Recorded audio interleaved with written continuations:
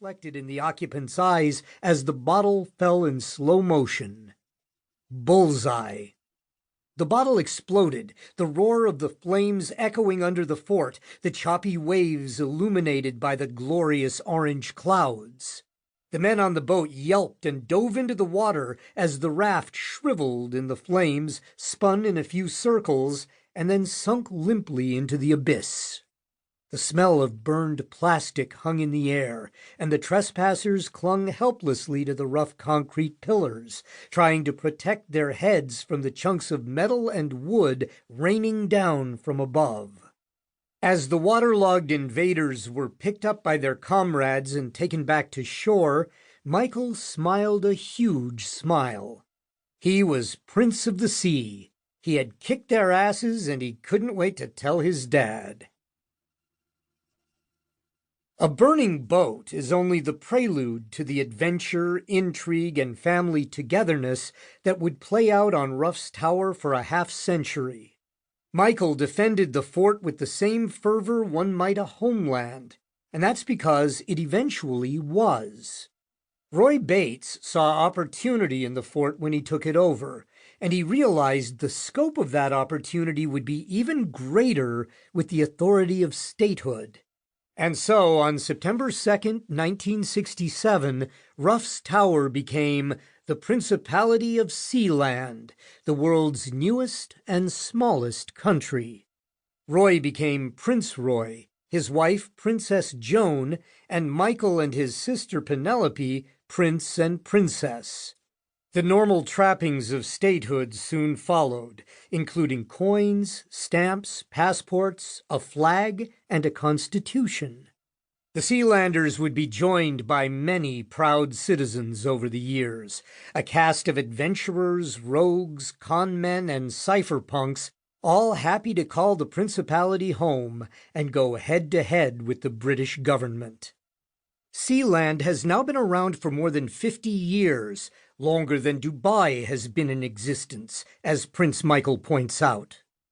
This book is a chronicle of the Principality's storied history, from its pre-Sealand days as a claustrophobic military redoubt to an experiment in nation-building that has inspired micronations on every continent. Our life has been rich in adventure. You cannot imagine all that took place on Sealand, Princess Joan said. For starters, there have been weddings, battles, attempted coups, and a half-marathon run on the fort. The Principality served as an offshore data haven, challenging internet laws that had yet to be written. The Principality's legal claims have delighted scholars of international law, while others view Sealand as a social experiment on how we might conduct ourselves when climate change forces us to live at sea in water-worldian floating enclaves.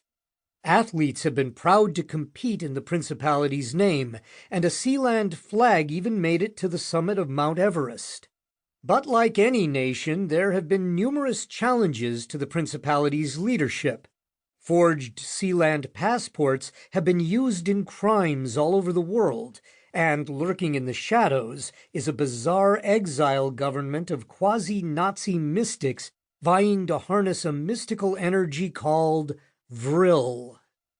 Maintaining Sealand introduced enormous amounts of stress and financial hardship to the family, and led many to wonder why anyone would hold on to the rusting maritime heap.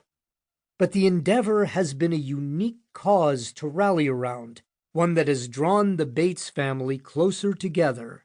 The story of Roy and Joan Bates is one of storybook devotion, a powerful romance filled with ups and downs and schemes and theatrics.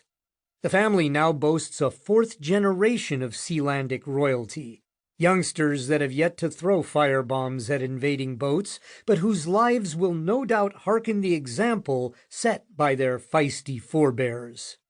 At its very core, the story of Sealand is an inspiring tale of daring and self-determination in a world of homogeneity, a quixotic adventure that has accomplished more than even Roy Bates thought possible. Defending themselves from imperial governments and rapscallion usurpers, Sealanders have always managed to come out on